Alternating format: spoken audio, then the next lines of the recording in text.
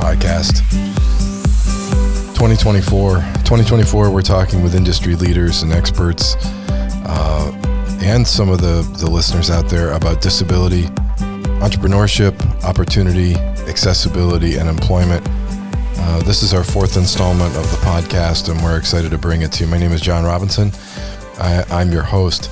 Today's episode is going to be a little bit of everything. A look back at January and what we've done to date, and talking about some things that are top of mind today. And I've got a little bit of a laugh because of what I'm reading in the media. I'm calling this Yesterday, Today, and Tomorrow, or New, Now, Next, or whatever sort of news blurb you want to use. As a lot of you know, I come out of the media business, so I think about media all the time. And this is a good introduction to where we are today. I want to talk about, in the yesterday segment, I want to talk about budget cuts.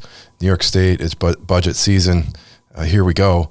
It happens every year. And so we're between, let's call it February 1st and April 1st. We're going to negotiate a budget and try to get equitable funding.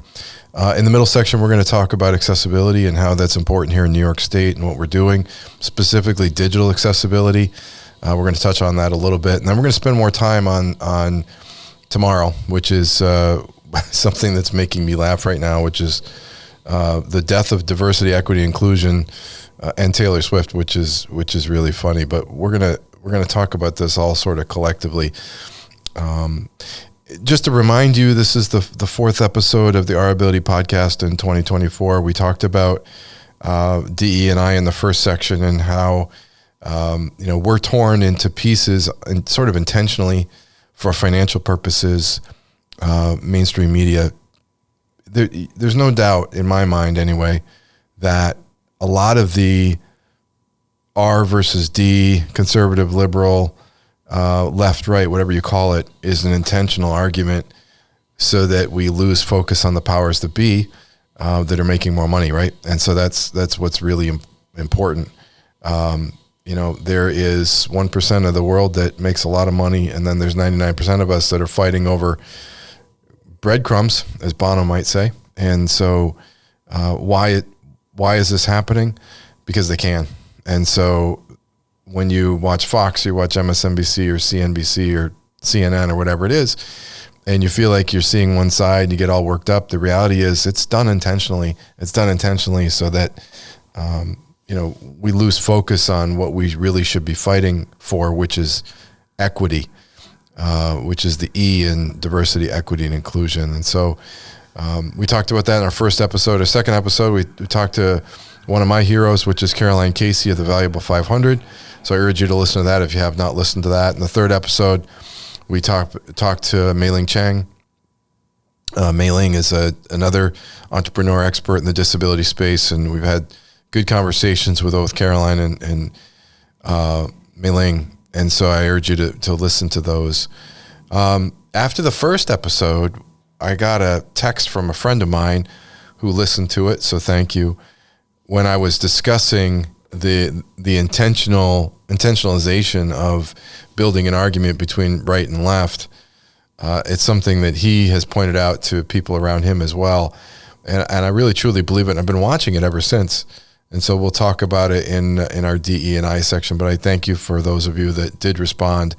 I had more responses from the first episode of this year than any other episode we've done, and that's included Judy Heumann, that's included the head of disability and nationally, talking about how we are arguing with each other, and it's an intentional act to create more profit for certain parties.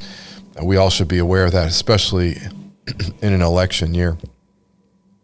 It is an election year, and it's a budget cut season here in New York State. And I wanted to bring this up to those of you that are in New York State, and that's this. Budget cuts are going on right now, the discussion of budget cuts, and specifically cuts in Medicaid funding coming up, and a proposed $228 million cut in Medicaid funding. And why this matters to our community of people with disabilities, and you've seen it over the past few years. While New York State has gotten a lot better around disability employment, disability conversation, disability welcoming, and we really have, and a shout out to Governor Hochul to building the chief disability office and having conversations. But the cut in Medicaid funding that's proposed is going to have a direct impact on direct care services. And if you've been anywhere in this state in the last 3 years, you know that funding of direct care employees and support staff has been an ongoing battle. And if you're disabled and you rely on a staff to get you up, get you dressed, take you to the bathroom, get you ready for work, get you back from work, and all of that in reverse, if you can't find people to help you, how can we expect people to get up and go out to work? How can we expect people to be productive in society? How can we expect people to have a healthy mental health outlook? And so I realize that this may be a tough budget season, but it seems to me as we're building employment in the state, and we are, as we're building outcomes for people with disabilities, and we are, it seems to me support for direct care workers really should be important. And cutting $228 million for Medicaid is going to have a direct impact on support services. So that's not to tell you how to necessarily believe or think or vote or any of that, but be aware. I want you to be aware of what's going on and read about it. Open up your minds to it. Take a gander at the arguments for funding direct support staff. Read arguments for the cuts in $228 million in Medicaid. I mean, read both sides of it, please, because we all need to be educated as we vote and as we urge our assembly persons and senators in New York State to do the right thing and whatever we feel is the right thing. So please do that. Also going on today in New York State is something that we're getting a lot of feedback on, and that is digital accessibility, PDF document accessibility, website accessibility. It's a really good thing. We've talked about before in this avenue and on our website about Section 508 of the Rehabilitation Act in 1973, which assures us of accessibility, and that includes digital accessibility.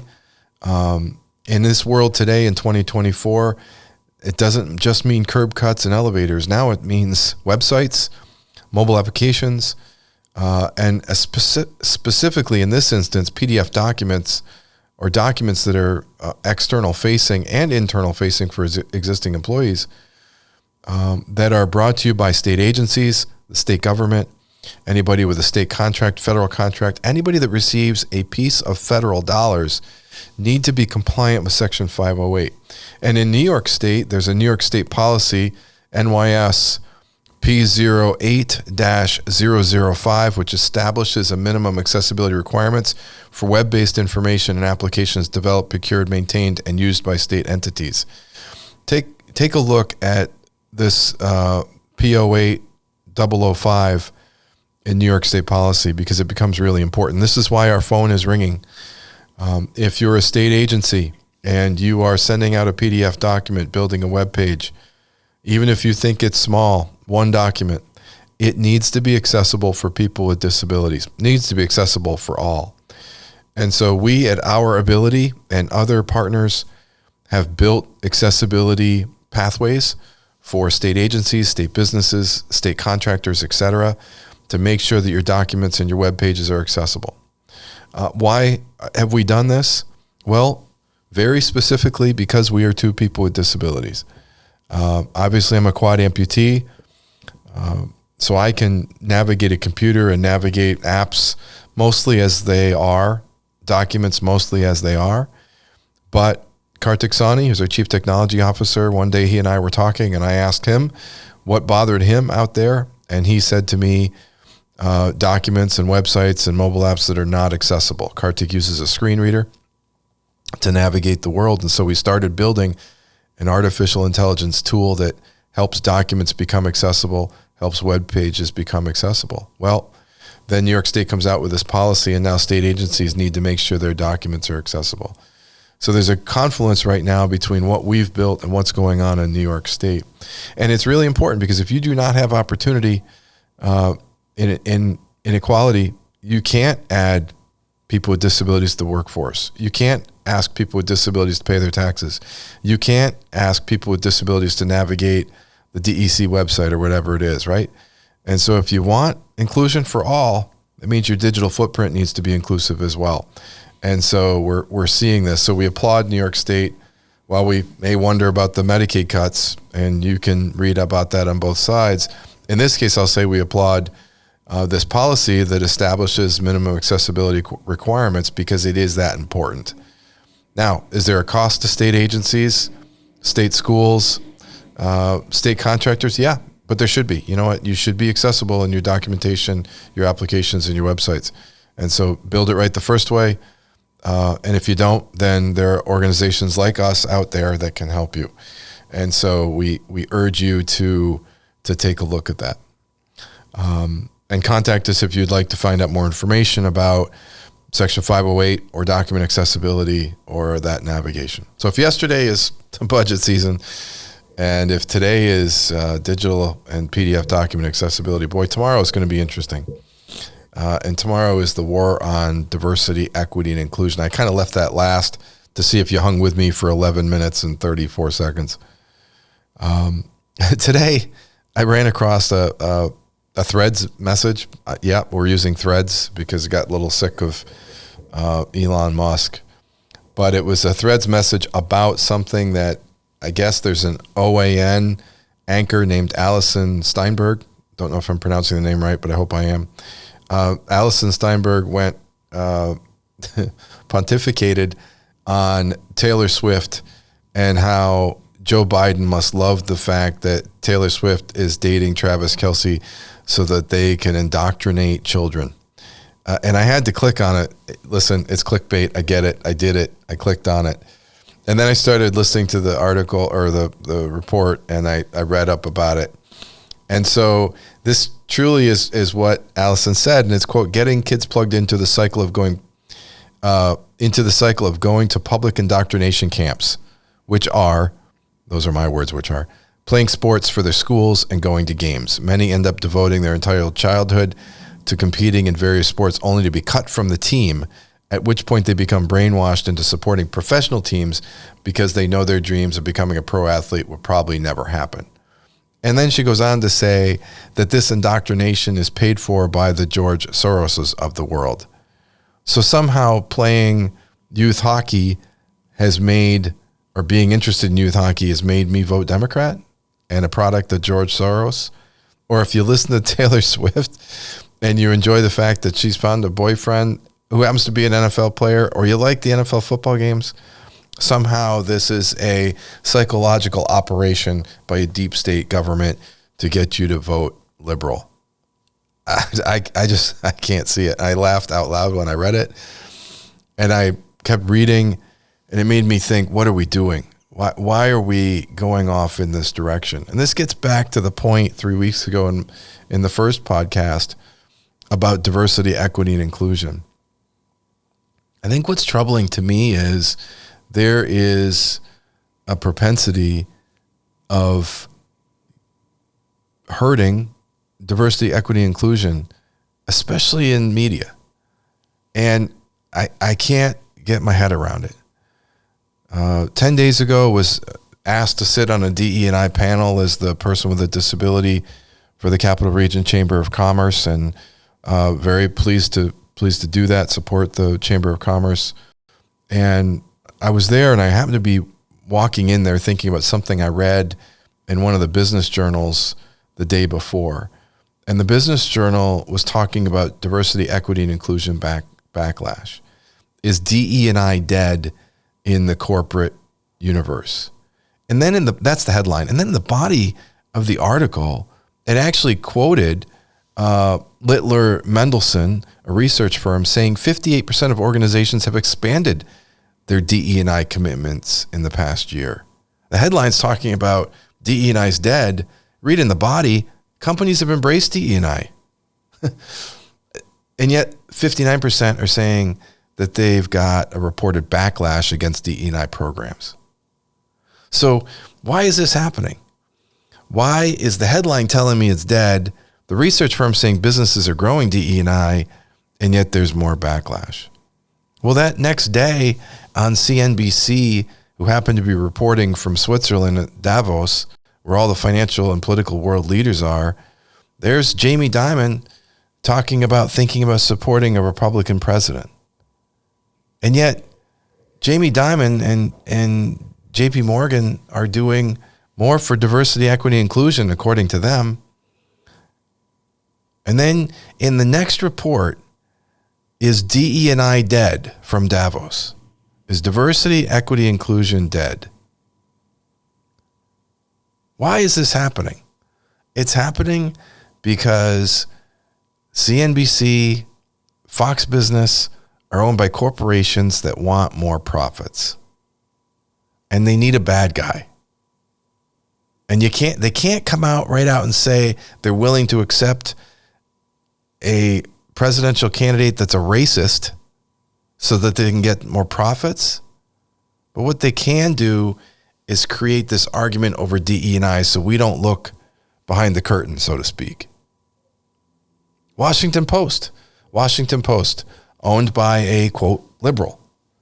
And yet, you see stories about DE&I being dead from entities owned by that same person.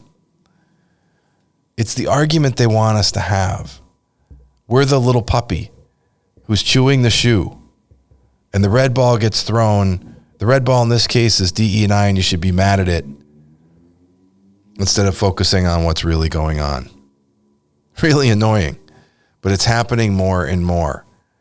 And all this is a wedge issue getting us to argue with each other and not think about the profits that are going on, rather than the opportunities that equity creates.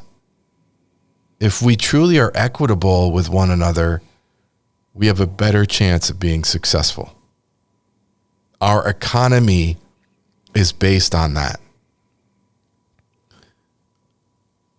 As a capitalist society, we're based on opportunity, and opportunity expands when there's equity in the opportunity. Something you can't forget.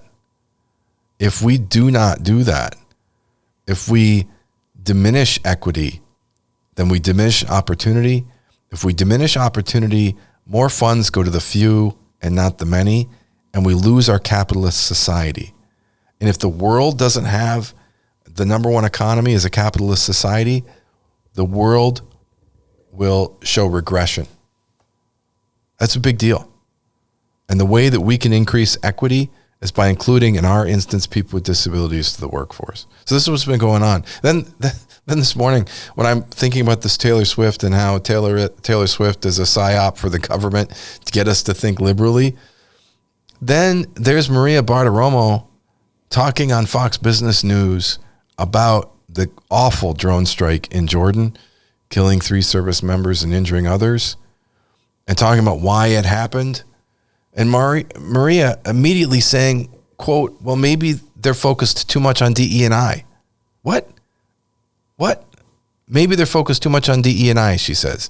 There's a concern at the FBI because they're dropping the FBI special agent requirements in the name of DE&I. Wait a minute. It wasn't the FBI that was killed in Jordan, but okay. She goes on to say, I'm just wondering if that has anything to do with missing an important drone that just killed 3 of our heroes. Huh? It's literally, she has a Post-it note on her desk somewhere saying, don't forget to bash DE&I as the excuse for all evil. We've got to think, folks. We've got to think. We've got to pay attention to what's going on at home. We've got to pay attention to what's going on regionally and abroad. But here's what I see as going on. There are very real budget issues coming up. The governor may have to cut Medicaid. I hope not, because it's going to hurt people with disabilities first. But it may happen. The government does need to create accessibility. But everybody should create an accessible world. It's the law. Flat out the law. But you know what gets us away from focusing on the law and all the laws of the land? Are manufactured arguments and bitter little battles. And now mainstream media and major corporations are putting DE&I out there as the red ball, so we stop looking at the big picture. And the big picture is the money sits with the very few. Steve Forbes said it in the 80s or 90s that there should be a flat tax. Everybody that works should pay the same percentage. Boy, wouldn't that be an uproar right now, and you never hear that anymore. Pay attention, please. Pay attention. And that's what this podcast is about. In the next coming weeks, we're going to be talking with our friends at Pfizer and our friends at Walmart about diversity, equity, inclusion, and opportunity for people with disabilities, and we're excited about that. I had a great conversation that we recorded and will release pretty soon with Neil Milliken, an accessibility expert in Europe, and we've got more great guests to follow. If you'd like to send us a note, please do. The email is info@ourability.com, and you can always post a note in any social media platform that this podcast is posted. Thank you for letting me rant, and we will speak soon.